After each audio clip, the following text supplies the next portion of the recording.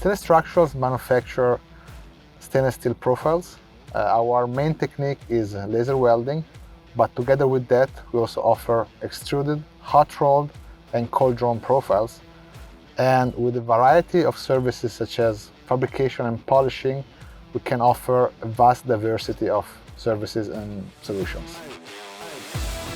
The ability to have a 100% carbon-free energy source was probably the most important and the final step to close our cycle of sustainability for our products in terms of being able to produce a near to zero carbon footprint product.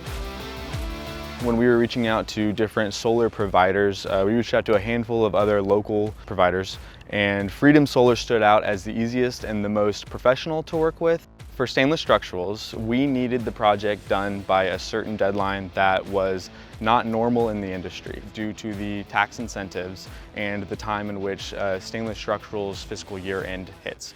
And Freedom Solar had no issue accommodating us on that. Nowadays, if you go online, you can find many suppliers or many self-proclaimed experts of solar power. But in reality, when you go to this size of installation investment, there are really only a handful of reliable suppliers, and I believe Freedom Solar belongs to those.